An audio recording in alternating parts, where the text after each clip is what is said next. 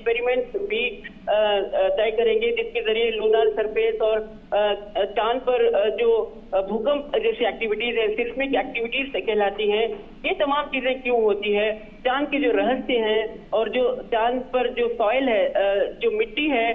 इसका कॉम्पोजिशन क्या है, ये तमाम चीजें रोवर प्रज्ञान में लगे पेलोड्स के जरिए पता लगेंगी। और जितने भी गहरे रहस्य हैं चांद पर, रोवर और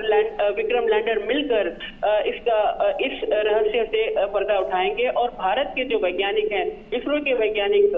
इस पूरे डेटा को एनालाइज करेंगे कि पूरे 14 दिन की ये स्टडी है। और 14 दिन के बाद चांद पर जो है एक दिन खत्म हो जाता है, धरती पर 14 दिन तो चांद का एक दिन होता है। तो 14 दिन तक वैज्ञानिक लगातार इस मिशन में डेटा जुटाते रहेंगे, एनालाइज करते रहेंगे। तो ये इस समय इसरो के वैज्ञानिक यही दिलचस्प हिस्सा जो इस मिशन का है, रैंप से कैसे प्रज्ञान को उतारा गया, कैसे प्रज्ञान तस्वीरें खींचकर भेजता रहा, और लैंडर विक्रम जो है उतरते ही चांद की सतह पर उतरते ही पहली तस्वीरें भेजा था, जहां से वो जिस जगह पर वो उतरा था उसकी पहली तस्वीरें भेजा। खास बात ये भी है असीम कि विक्रम का नाम जो है इसरो के संस्थापक डॉक्टर विक्रम साराभाई के नाम पर रखा गया है। और आज डॉक्टर विक्रम साराभाई ने जो सपना देखा था भारत को स्पेस क्षेत्र में एक माइलस्टोन, एक ऊंचाई पर पहुंचाने की, वो इसरो के वैज्ञानिक आज इसे सफलतापूर्वक कर दिखा रहे हैं। और रही बात G20 की, जैसे कि हम बात कर रहे थे, प्रधानमंत्री नरेंद्र मोदी ने भारत की अध्यक्षता में G20 का जो मोटो है वसुधैव कुटुंबकम,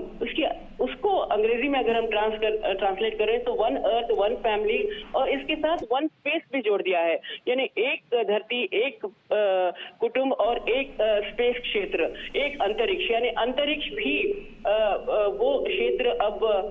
इस पूरे मोटो के साथ जुड़ गया है, क्योंकि अंतरिक्ष टेक्नोलॉजी मानवता की उन्नति के लिए, विकास के लिए, हर देश के विकास के, न केवल भारत बल्कि जो दूसरे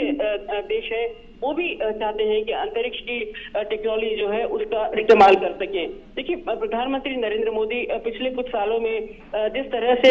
नेविगेशन सैटेलाइट पर नजर बनाए रखी, जिस तरह से भारत ने डिजास्टर मैनेजमेंट पर एक मजबूती, एक पकड़ हासिल की है, जिसके जरिए जितने भी बड़े तूफान हो, जितने भी बड़े साइक्लोन आते हो, ये सैटेलाइट के डेटा के जरिए पहले अलर्ट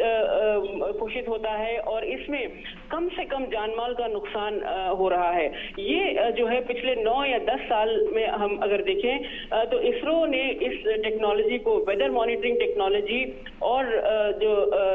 जो डिजास्टर वार्निंग की टेक्नोलॉजी है, इसको भरपूर डेवलप किया है, जो भारत ने दर्शाया है कि कैसे बिपरजॉय तूफान के दौरान भी कम से कम जानमाल का नुकसान हो, और टेक्नोलॉजी का इस्तेमाल करते हुए इस तरह के साइक्लोन, इस तरह के डिजास्टर से बचे। और ये जो टेलीमेडिसिन की बात कहें, टेली एजुकेशन की बात कहें, ये तमाम चीजें इस स्पेस टेक्नोलॉजी का नतीजा है। और एक के बाद एक जो सैटेलाइट भारत लॉन्च कर रहा है, उसके जरिए प्रधानमंत्री नरेंद्र मोदी विकास को जो दिशा देते हैं, उसमें भारत स्पेस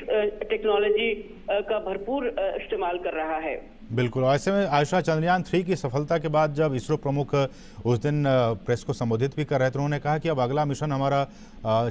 जो सूर्य का है, आदित्य L1, उस पर काम करने का, और उसके बाद फिर हम दूसरे प्लैनेट जो हैं, शुक्र ग्रह, उस पर भी जाएंगे। तो ये लगातार जो इसरो अपना कदम आगे बढ़ाते जा रहा है, उसमें प्रधानमंत्री का सपोर्ट, भारतीय